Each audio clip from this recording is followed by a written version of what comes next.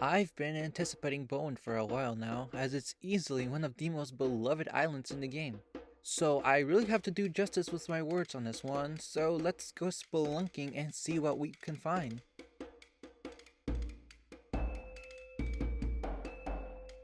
Apart from one track, nothing is bad per se, but that doesn't mean it's all flawless.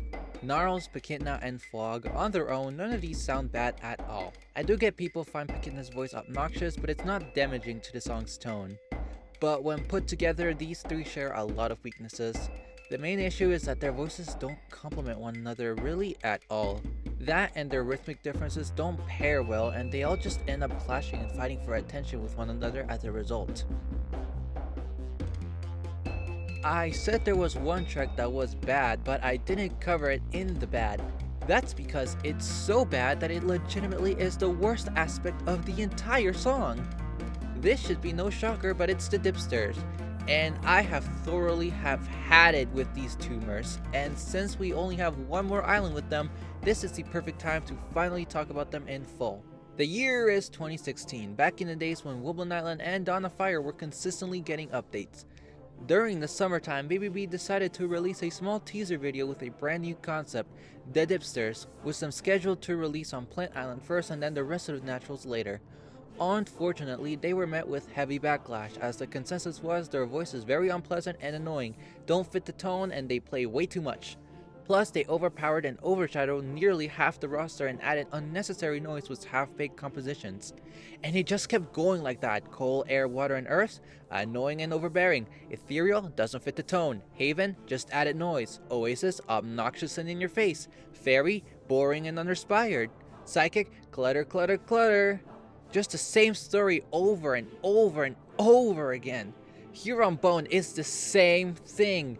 Voice is just unpleasant, they play on top of everything, don't fit the tone, way too obnoxious and in your face, and completely ruin the entire verse. These things are straight up the worst monsters in the entire game. I can't even be bothered with these things anymore.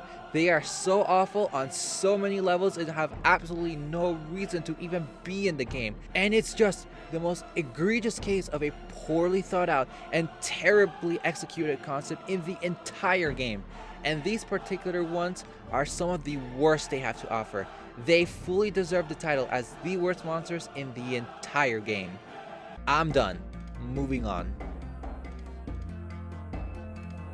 So let's talk about the actual Bowen Island song now.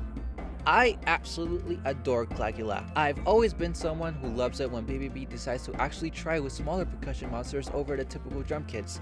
And Clagula is a prime example of this, as it completely carries the entire weight of the song despite it being just wood clackers, and it works perfectly well, being incredibly complex and pairs with everything to a T.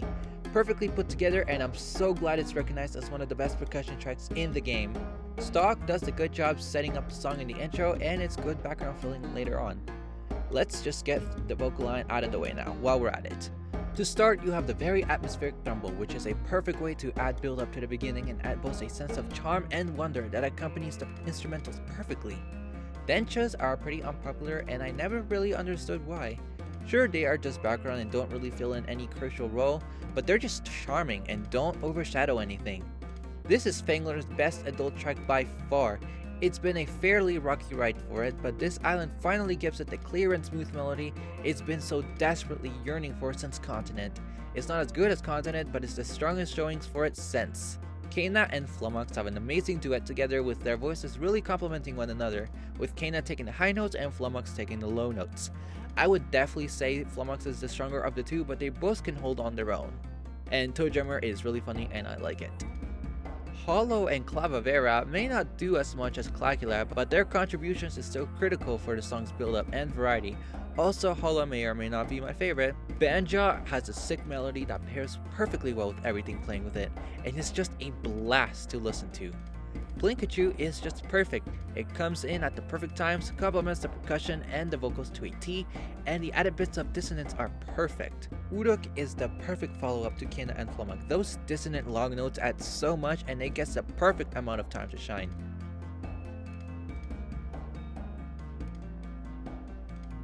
Alright, To the surprise of absolutely nobody, the best is Wither. Like, it's not even a contest.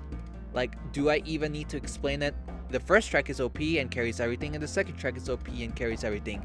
It complements every single monster to a T, provides the song with rhythmic interest and foundation and melody all the way through.